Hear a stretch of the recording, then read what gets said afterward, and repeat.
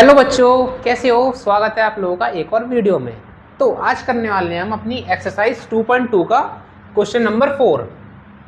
Question क्या कहता है? The difference between two positive integers is 63। The ratio of the two integers is 2:5। Find the integers.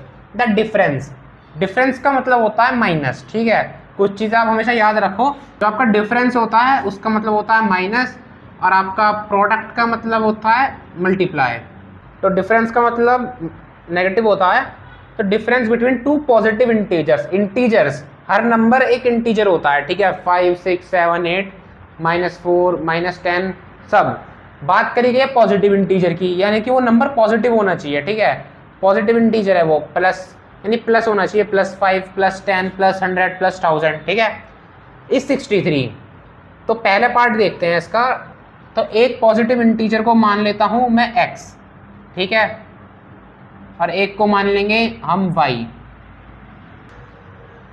बड़े वाले positive integer को हमने मान लिया x और छोटे वाले को मान लिया y। बड़ा और छोटा लिखना बहुत ज़रूरी है, क्योंकि अगर आप नहीं लिखोगे तो कैसे पता चलेगा कौन सा बड़ा है कौन सा छोटा है, क्योंकि एक को बड़ा होना पड़ेगा। क्योंकि बात करेगा यहाँ पे डिफरेंस की, तो पहली इक्वेशन बनेगी यानी कि बड़ा वाला जो x है, x - y = 63। क्योंकि बड़े में से जब हम माइनस करेंगे तो ही 63 आएगा। अगर हम छोटे में से माइनस करेंगे तो आंसर नेगेटिव में चला जाएगा। तो इसलिए बड़ा लिखना ज़रूरी है कि x को हमने बड़ा पॉजिटिव इंटीजर माना है और y को माना है हमने छोटा इंटीजर। तो ये आपकी एक पहली इक्वेशन बन गई। ठीक है, अब दूसरा क्या इक्वेशन क्या कहती है?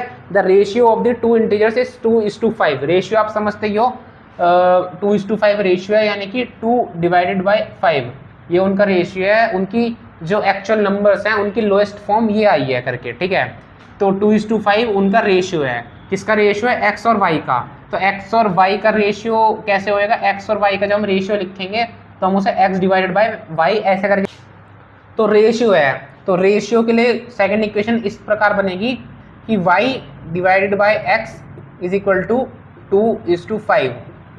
ये हो जाएगी हमारी सेकंड इक्वेशन, क्योंकि रेशियो को डिवाइड की फॉर्म में ही लिखा जाता है।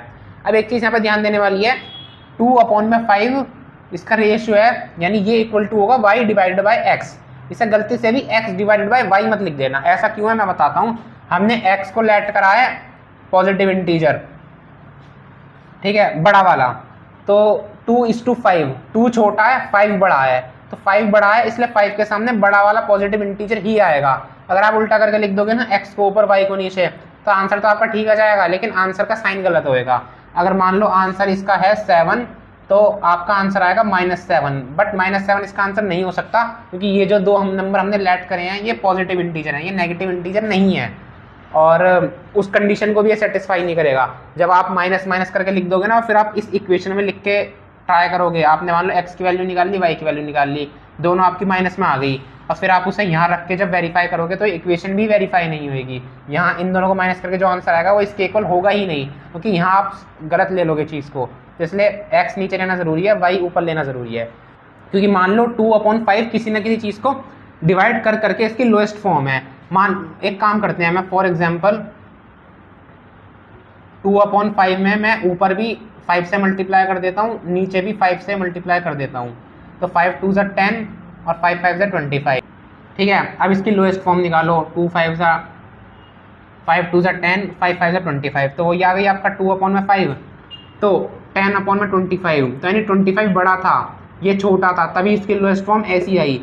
और कितना भी बड़ा नंबर ले लो आप 100 ले लो, 2000 ले लो, यहाँ भी आप कुछ बड़ा वैल्यू ले लो और बड़ी चीज़ से मल्टीप्लाई करके, लेकिन जब भी आप उसका लोएस्ट फॉर्म निकालोगे तो वो ये आएगी। वो इसलिए क्योंकि जितने भी ये एक्चुअल नंबर रहे होंगे हमारे x और y, ऊपर छोटा रहा होगा, y बड़ा रहा होगा, तभी जो डिवाइड करके जो लोएस्ट फॉर्म आई है वो इस प्रकार आई है कि नीचे का बड़ा है और ऊपर का छोटा है।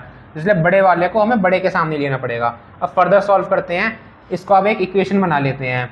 तो यहाँ पे 5 डिवाइड में है, तो उधर जाएगा तो मल्टीप्लाई में हो जाएगा। तो 5 मल्टीप्लाई में y/x = आपका 2। ठीक है, अब जो ये x है ये यहाँ डिवाइड में है, तो उधर जाके क्या हो जाएगा? मल्टीप्लाई में। तो 5y = 2x। ठीक है, अब 2x को यहाँ एक ही समझाता हूँ, इसको भी हम एक इक्वेशन बना सकते हैं। कैसे? हम ये मान लेंगे यहाँ पे कि 5y = 2x। यहाँ पे कुछ भी नहीं है तो हम लिख देंगे +0। ठीक है, +0। तो 2x प्लस 0 लिखो या 2x लिखो, एक ही बात है, तो प्लस 0 मान लो। अब 2x यहाँ पे क्या है, 2x यहाँ पे इसके साथ प्लस में है, तो इधर आके क्या हो जाएगा माइनस में, यानी कि 5y minus 2x is equal to 0। ये मैंने सिर्फ आपको इसलिए बताया ताकि आप समझ पाओ कि इस तरह से भी इक्वेशन बन सकती है। आप में से काफ़ी सारे बच्चे होंगे, कुछ कहोगे सर ये क्या स्टूपिड बात बता रहे हो, लेकिन कई बच्चे होंगे जिन्हें मेरा स्टेप नहीं समझ में आएगा, तो इसलिए उन्हें भी समझाने के लिए मैंने इस तरीके से करके समझाया, ठीक है। तो 5y minus 2x is equal to 0, ये बन गई हमारी तीसरी इक्वेशन। अब हमारे पास मेनली दो इक्वेशन है इस आंसर को सॉल्व करने के लिए, एक x minus y 60 is equal to 63 और एक 5y minus 2x is equal to 0। तो जब भी आप पे जो क्वेश्चन है उसमें दो इक्वेशंस x और y की ऐसे बन जाए तो उन्हें सॉल्व कैसे करते हैं, तो उसका एक तरीका होता है कि आप जो आपका एक क्वेश्चन है उसमें से आप जैसे इसमें x और y है, तो आप इन दोनों में से किसी भी एक चीज़ की वैल्यू निकाल लो और फिर इसे दूसरे में पुट कर दो, तो उससे आपकी फिर एक वेरिएबल की वैल्यू निकल जाएगी और उस वेरिएबल की वैल्यू का फिर दोबारा इसमें या जो आपने एक और इक्वेशन बनाओगे उसमें पुट कर दो, आंसर निकल जाएगा। क्या कहना चाह रहा हूँ मैं करके दिखाता हूँ। x minus y is equal to 63 है, तो x y यहाँ पे माइनस में है तो उधर प्लस में चला जाएगा, तो ये हो जाएगा 63 प्लस y, ठीक है। तो ये बन गई हमारी equation number 4, x is equal to 63 plus y. अब हम इक्वेशन 4 को 3 में पुट करेंगे, ठीक है। तो 3 क्या है आपकी 5y माइनस 2x x की जगह हम इसे पुट कर देंगे, तो x की पूरी वैल्यू को डालेंगे यहाँ पे 63 plus y is equal to 0। अब ब्रैकेट को जब हम खोलेंगे तो -2 की इससे ही मल्टीप्लाई होएगी, -2 की इससे ही मल्टीप्लाई होएगी, तो 5y माइनस 126 और आपका -2y इज इक्वल टू 0। अब इसमें सिर्फ एक ही वेरिएबल बच गया, तो यहाँ से आप आराम से y की वैल्यू निकाल दोगे, ठीक है। करते हैं 5y माइनस 2y, तो ये हो गया आपका 3y minus 126 is equal to 0। ये माइनस में है उधर प्लस में चला जाएगा, ये हो जाएगा आपका 3y इज इक्वल टू 126। अब यहाँ पे जो 3 मल्टीप्लाई में है उधर डिवाइड में चला जाएगा, तो ये हो जाएगा y is equal to 126 divided by 3। अब इसे इससे डिवाइड कर देंगे, आपका 3 1 जा 3 और आपका 3 4 जा 12, 3 2 जा 6, तो y की वैल्यू निकल गई है यहाँ पे 42। तो इसे मान लेंगे हम इक्वेशन नंबर 5, ठीक है। आंसर यस तो एक तरह से, पर फिर भी लिख सकते हैं equation number 5 y is equal to 42। तो y की वैल्यू निकल गई, अब x की वैल्यू निकालनी है, तो x की वैल्यू ये थी, तो हम इस इक्वेशन 5 को इक्वेशन 4 में पुट कर सकते हैं, ठीक है।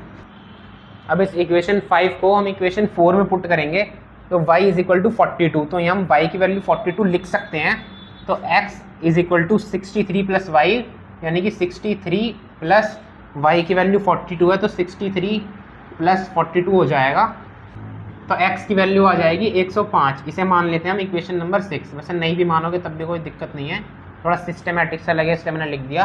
तो x की वैल्यू आ गई है 105 और y की है 42, तो यानी तो दो पॉजिटिव इंटीजर्स हैं आपका 105 और 42, 105 एंड 42, ये दो हैं आपके वो पॉजिटिव इंटीजर्स। इसका एक स्क्रीनशॉट ले लो आप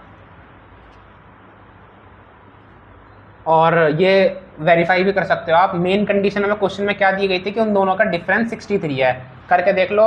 x की वैल्यू 105 थी और x हमने बड़ा वाला इंटीजर चूज करा था, तो 105 में से अगर आप 42 माइनस कर दोगे तो इसका आंसर आपका 63 बैठेगा। तो ये वेरीफाई भी आराम से हो रहा है, ये वेरीफाई करके दिखाने की जरूरत नहीं है क्योंकि यही एक तरह से प्रूफ है जो हमने ऊपर करा। ये मैंने आपको बता दिया, इससे आपका कंसेप्ट स्ट्रॉन्ग हो जाए कि जो दो आंसर आए हैं वो यही हैं जो क्वेश्चन हमसे कहना चाह रहा था। तो यही है आपका ये वाला क्वेश्चन। तो कैसी लगी आपको ये वीडियो कमेंट में ज़रूर बताना, और कोई भी डाउट हो तो क्वेश्चन में बिंदास पूछना, सॉरी मतलब कमेंट में बिंदास पूछना, मैं उसका आंसर आपको ज़रूर दूंगा। तो मिलता हूँ आप लोगों से नेक्स्ट वीडियो में। Thanks for watching.